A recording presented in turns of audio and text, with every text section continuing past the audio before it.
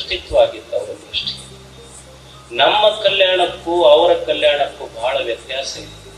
ಬಸವಣ್ಣನ ದೃಷ್ಟಿಯಲ್ಲಿ ಕಲ್ಯಾಣ ಅಂದ್ರೆ ಅದು ಆತ್ಮ ಕಲ್ಯಾಣ, ಸಮಾಜ ಕಲ್ಯಾಣ, ವಿಶ್ವ ಕಲ್ಯಾಣ. ನಮ್ಮ ದೃಷ್ಟಿಯಲ್ಲಿ ಕಲ್ಯಾಣ ಅಂದ್ರೆ ಏನು ಅಂದ್ರ, ನೀವು ಮಠಕ್ಕೆ ಬರ್ತಾರ, ಮಠಕ್ಕೆ ಬಂದು ಗುರುಗಳ ಹತ್ರ ನಮಸ್ಕಾರ ಮಾಡಿ ಅವ್ರು ಹೇಳೋದು ಏನಂದ್ರೆ, ಯಪ್ಪ ಮಗನಿಗೆ ಕಲ್ಯಾಣ ಆಗ್ಬೇಕು. ಕಲ್ಯಾಣ ಅಂದ್ರೆ ಮದುವೆ ಆಗ್ಬೇಕಂತ ಅಷ್ಟ ನಮ್ಮ ದೃಷ್ಟಿ.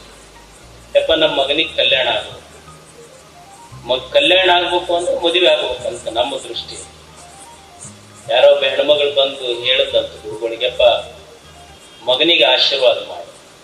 ಏನ್ ಆಶೀರ್ವಾದ ಮಾಡ್ಲಿ ಅಂತ ಕೇಳಿದ್ರು ಅವ್ರ ಗುರುಗಳು. ಅವಾಗ ಆ ಎಮ್ಮ ಹೇಳಿದ್ರು, ಏನಿಲ್ಲ, ಮಗನಿಗೆ ಮದುವೆ ಆಗಿ ಸುಖವಾಗಿರುವಂಗ ಆಶೀರ್ವಾದ. ಅವ್ರ ಗುರುಗಳು ಅಂದ್ರೆ ಇದು ಸಾಧ್ಯ ಇಲ್ಲ.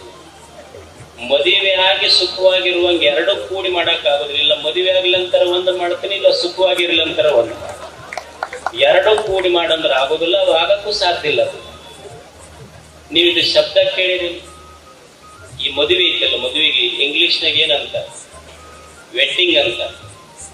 ಇನ್ನೊಂದು ಶಬ್ದ ಐತಿ ಕೇಳಿರಿಲ್ಲ, ವೆಲ್ಡಿಂಗ್ ಅಂತ ಒಂದೈತಿ. ಈ ವೆಡ್ಡಿಂಗಿಗೂ ವೆಲ್ಡಿಂಗಿಗೂ ಏನ್ ವ್ಯತ್ಯಾಸ ಅಂದ್ರ, ಈ ವೆಲ್ಡಿಂಗಿನಾಗ ಮೊದಲು ಕಿಡಿ ಹಾರ್ತೈತಿ, ಆಮೇಲೆ ಕೂಡ್ತಾವ. ಈ ವೆಡ್ಡಿಂಗಿನಾಗ ಮೊದಲು ಕೂಡ್ತಾವ, ಆಮೇಲೆ ಕಿಡಿ ಹಾರಕ್ ಶುರು ಆಗ್ತೈತಿ.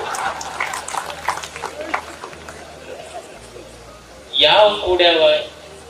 ಏನು ಮದುವೆ ಆಗಿ ಹೊಸದಾಗಿರೋದು ಚಲೋ ಇರ್ತೈತಿ, ಆಮೇಲೆ ಹೆಣ್ಮಗಳು ತವ್ರ ಮನೆಗೆ ಹೋಗಿದ್ಲು, ಹೋಗಿ ಅಲ್ಲಿಂದ ಬೈಯಕ್ ಶುರು ಮಾಡೋದು ಗಂಡ. ಹೋಗಿ ಯಜಮಾನ್ ಅಂದವ, ಅಲ್ಲ ಅಲ್ಲಿ ಹೋಗಿ ಎಲ್ಲ ಸುಮ್ಮನರೇ ಇರಬಾರ್ದ, ಈಗ ಯಾಕೆ ಬೈಯಾಕತ್ತೀನಿ, ಇಲ್ಲರೇ ಬಿಟ್ಟು ಬಿಡುವುದು. ಅಲ್ಲಿ ನಿಮ್ಮ ಮನೆಗೆ ಹೋದ್ರೂ ಬೈಯಾಕತ್ತಿ ಅಲ್ಲ ನನಗ, ಇಲ್ಲಂತೂ ಬೈತಿದ್ದಿ ಪ್ರಶ್ನೆ ಇಲ್ಲ, ನಿಮ್ಮ ಮನೆಗೆ ತವ್ರ ಮನೆಯಾಗದೆ ಅಲ್ಲಿಂದರ ಬೈಯರ್ ಬಿಡ್ಬೇಕಲ್ಲ ನನಗೆ. ಅವಾಗ ಅವ್ರನ್ನ ಇದು ವರ್ಕ್ ಫ್ರಮ್ ಹೋಮ್ ಐತ್ರಿ ಇದು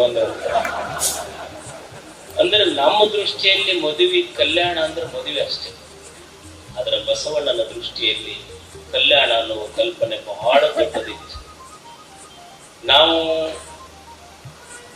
ಒಂದೇ ಒಂದು ಸಣ್ಣ ಘಟನೆಯನ್ನ ನಿಮಗೆ ಹೇಳಿ ನನ್ನ ಮಾತನ್ನು ಮುಗಿಸ್ತೇನೆ. ನಾನು ಬಹಳಷ್ಟು ಸಮಯ ನಿಮಗೆ ತೆಗೆದುಕೊಳ್ಳುವುದಿಲ್ಲ. ಒಂದು ಘಟನೆ ನಡೀತು. ಸಂಬೋಳಿ ನಾಗಣ್ಣ ಅಂತ ಒಂದು ಹುಡುಗ, ಆಗಿನ ಕಾಲದಲ್ಲಿ ಏನಿತ್ತು ಅಂದ್ರೆ ಅಸ್ಪೃಶ್ಯರ ಹುಡುಗ ಊರಾಗ ಬರಬಾರ್ದು, ಬರಬೇಕಾದ್ರೂ ಹಿಂದೆ ಕಸಬರಿಗೆ ಕಟ್ಕೊಂಡ್ ಬರಬಹುದು, ಊರಿನ ಬಾವಿಗಳನ್ನು ಮುಟ್ಟಬಾರದು, ನೀರನ್ನು ಮುಟ್ಟಬಾರದು.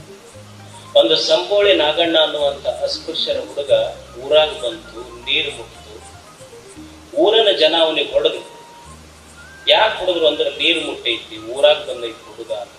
ಯುವಕ ಸಂಬೋಳಿ ನಾಗಣ್ಣ ಅವನಿಗೆ ಹೆಂಗ್ ಹೊಡೆದ್ರು ಅಂದ್ರ, ಕಲ್ಲು ತಗೊಂಡು ಬಡಿಗೆ ತಗೊಂಡು ದೂರ ಹೊಡೆದ ಮೇಲೆ ಆ ಹುಡುಗ ಎಲ್ಲೋ ರಸ್ತೆಯಲ್ಲಿ ಬಿದ್ದಿತ್ತು. ಕಣ್ಣು ಇಷ್ಟು ಬಾತಿತ್ತು, ಮುಖ ಬಾತಿತ್ತು, ಕಣ್ಣು ಬಾತಿದ್ದು, ಎಲ್ಲೋ ದೂರ ನೆರಳುತ್ತಾ ಬಿದ್ದಿತ್ತು ಹುಡುಗ.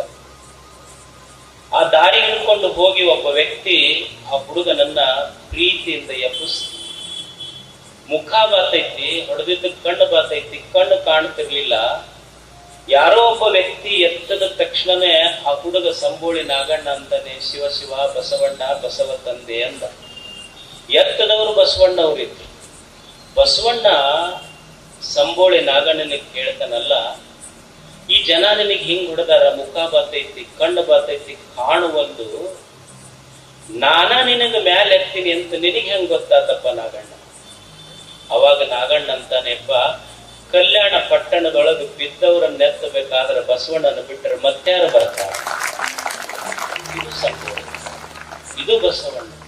ಬಸವಣ್ಣ ಅಂದ್ರೆ ಒಬ್ಬ ವ್ಯಕ್ತಿ ಅಲ್ಲ, ಯಾರು ಬೀಳ್ತಾರ ಬಿದ್ದವ್ರ ಕೆಡವವ್ರಲ್ಲ. ನಾ ಹೇಳೋದು, ಬಿದ್ದವರನ್ನ ಎತ್ತುವವರು ಬಸವಣ್ಣ ಅಂತ, ಹಸಿದವರಿಗೆ ಅನ್ನ ಕೊಡುವವರು ಬಸವಣ್ಣ ಅಂತ, ದುಃಖಿಗಳ ಕಣ್ಣೀರನ್ನು ಒರೆಸಿ ಪ್ರೀತಿಯ ಮಾತುಗಳನ್ನು ಹೇಳುವವರು ಬಸವಣ್ಣ ಅಂತ.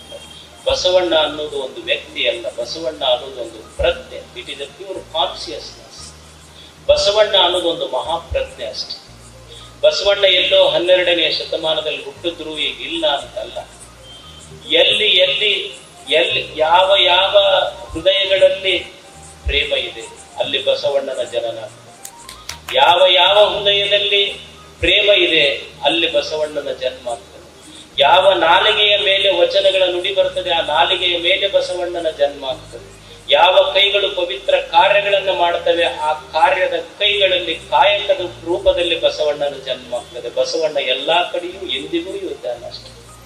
ಅದಕ್ಕೆ ಬಸವಣ್ಣನ ಬಗ್ಗೆ ಹೇಳುವುದೇನಿದೆ, ಸಣ್ಣ ಸಣ್ಣವ್ರನ್ನ ಕರೆದು ದೊಡ್ಡವರನ್ನ ಮಾಡುದು. ಏನವ್ರನ್ನ ಅವರು ಇವರು ಅಂತ ಭೇದ ಭಾವ ಇರ್ಲಿಲ್ಲ. ಸುಮ್ಮನೆ ಒಬ್ಬ ದನ ಕಾಯ್ತಿದ್ದ ಹುಡುಗ, ದನ ಕಾಯಿ ಹುಡುಗ ಕರೆದ, ಅವನ ಹೆಸರು ತುರಗಾಹಿ ರಾಮಣ್ಣ. ಬಸವಣ್ಣನ ಎದೆ